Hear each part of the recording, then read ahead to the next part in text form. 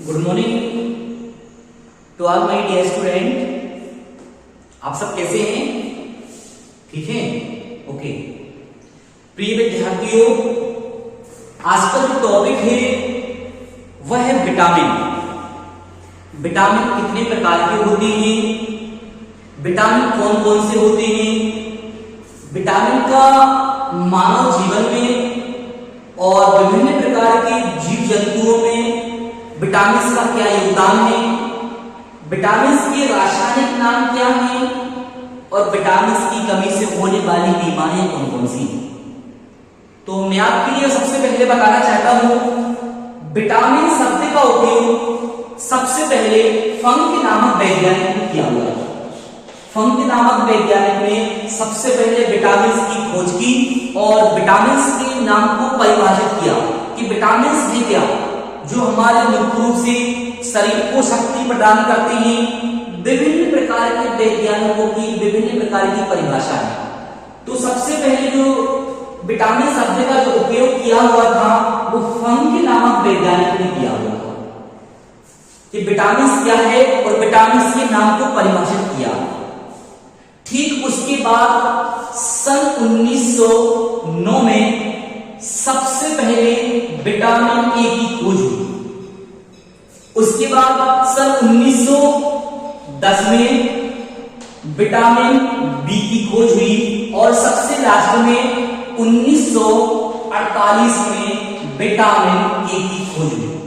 इस तरीके से पूरा स्ट्रक्चर आपके सामने है कि विटामिन ए की खोज कब हुई, विटामिन बी की खोज कब हुई, vitamin B2, B3, B4, B5, B6, B7 और B12।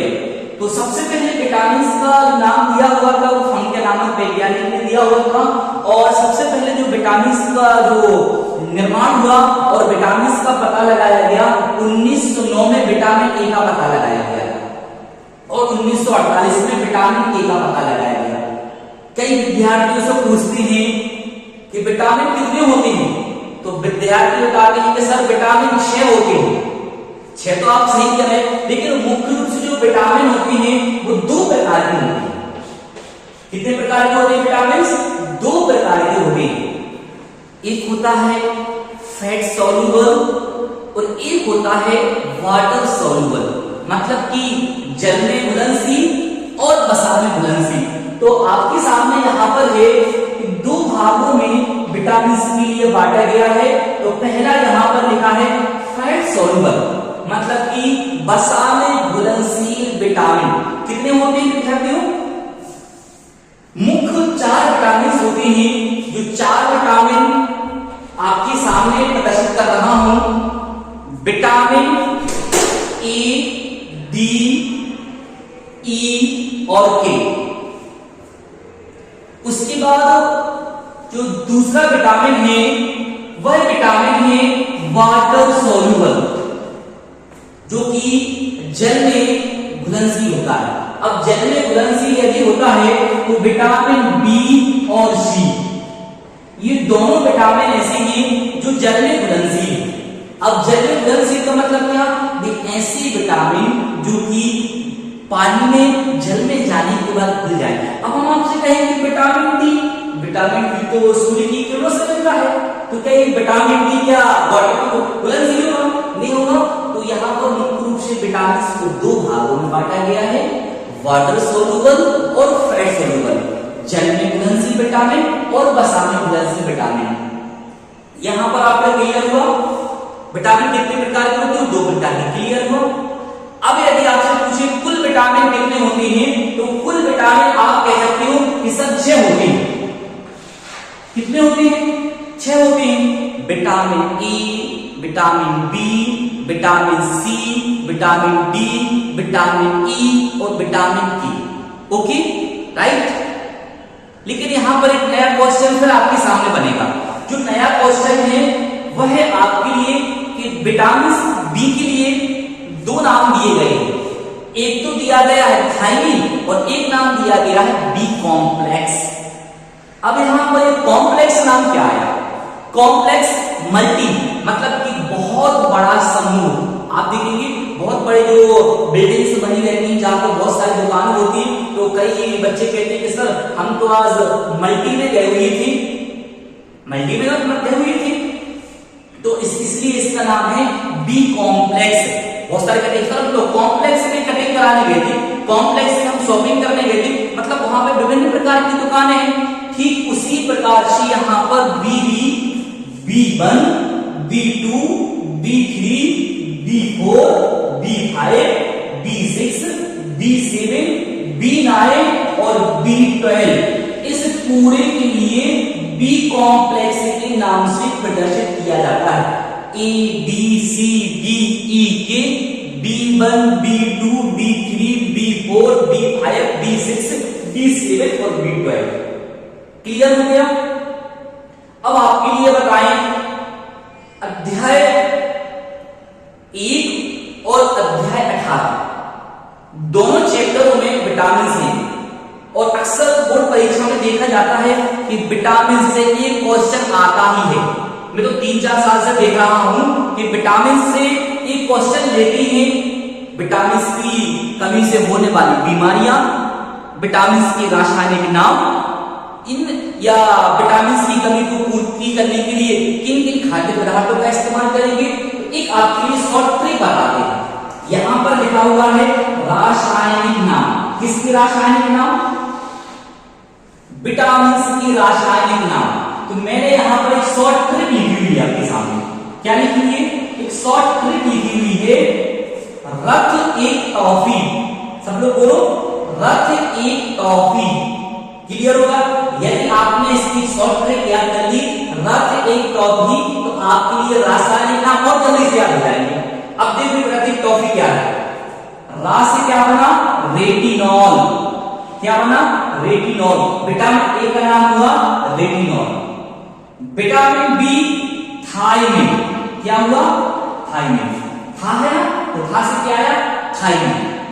ई एस्कॉर्बिक एसिड की कैल्सिफेरॉल, टॉफी टेकेरोफॉल और फा फिलोक्यूनान। रथ एक toffee, retinol, thiamine, ascorbic acid, calciferol, tocopherol और फिलोक्यूनान। याद होगा आपके लिए। आप यदि इसको रथ एक टॉफी याद कर लेंगे तो बहुत जल्दी आपके लिए नाम याद हो जाएगा। क्लियर। चलिए दूसरी बात आती है, ये तो हो गया इसके रासायनिक नाम। अक्सर विभिन्न प्रकार के एग्जाम में विटामिन से एक क्वेश्चन आता है जरूर कि विटामिन की कमी से कौन सी बीमारी होगी और किस विटामिन की कमी से। तो यहां पर फिर हमने एक शॉर्ट ट्रिक लिखी हुई आपके सामने, वह शॉर्ट ट्रिक है रवि सारीबल। क्या है, रवि सारीबल। इसको आपको ये दोनों शॉर्ट ट्रिक याद रखना आपकी, रवि सारीबल। अब हम देखें कि रा से क्या होता है, रतौंधी।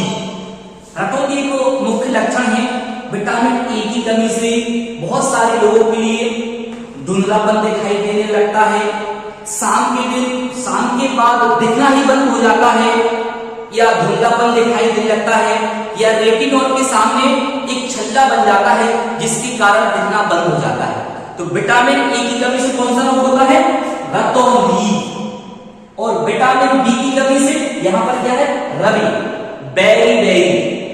बेरी बहुत सारे सिम्टम्स को दर्शाता है।